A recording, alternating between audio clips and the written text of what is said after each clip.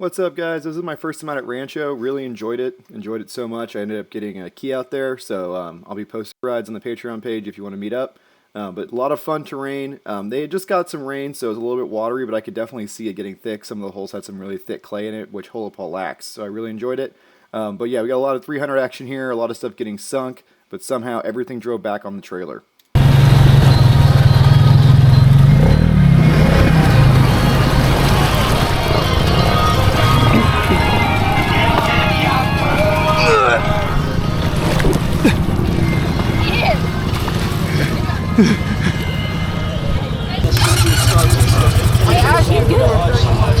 So luckily that Foreman had my crankcase breather mod on it with a little uni filter, so even though it got a little bit of water in the oil, it was just a very small amount, we were able to drive it back. So check out the description for a link to how to do that mod.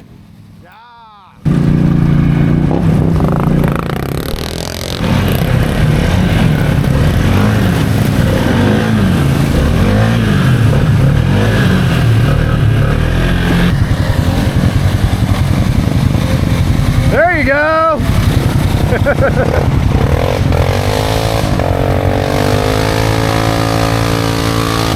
Nice! So that Suzuki you saw was pretty cool. It's a foot shift with high and low, and the tires on it weren't great. They're those little tiny V-treads, but it actually did pretty well. It's got a low gear and it runs well underwater.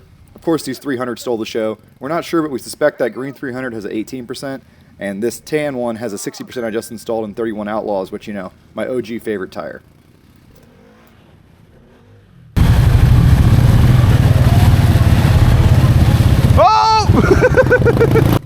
This Rubicon has my arched rear arms, a 20% gear reduction, and 32 Aztecs. Same tires and setup I'm running on my Can-Am in this video.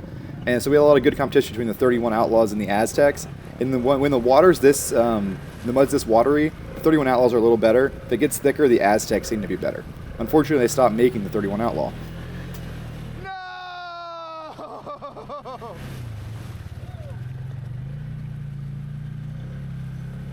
Okay. Yeah, we gotta flip it before we can move it because it's gonna tear the snorkel up. Let's just both stand on this tire. Just stand on the tire, sink that tire down. There we go. Woo! Oh, that might have saved it, dude.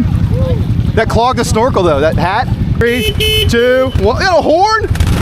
3, 2, 1, go. It's all tire. These tires are like paddles, dude. Looks a lot like the first gen Can-Am. Every time I see one, I'm like, oh, it's an OG Can-Am, yeah. They definitely kind of knocked off the styling.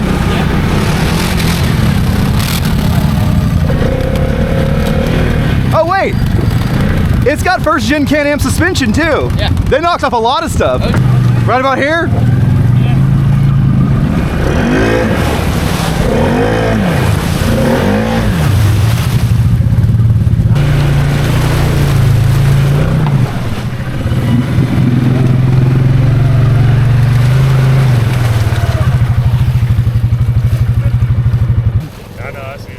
Just push it out of your way. That's why I'm trying to push it a little bit. I'll push it out here.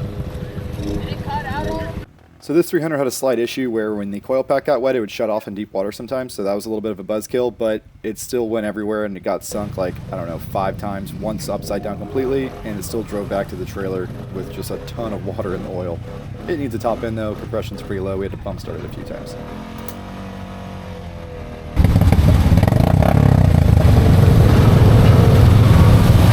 Digging it out! We need a winch. I'm out of here. There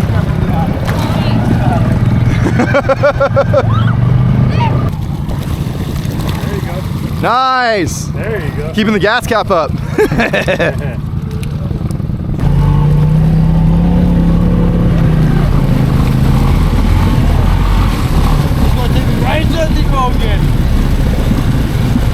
It's moving, it's moving! It seems to be running a little better. It went under there for a second. Nice!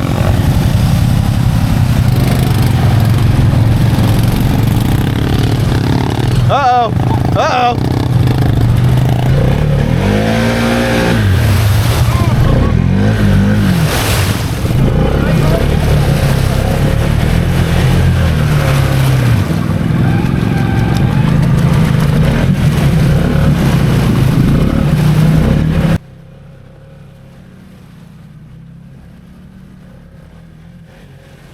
I absolutely love the front diff lock on this thing. It worked awesome right here and saved me much other times.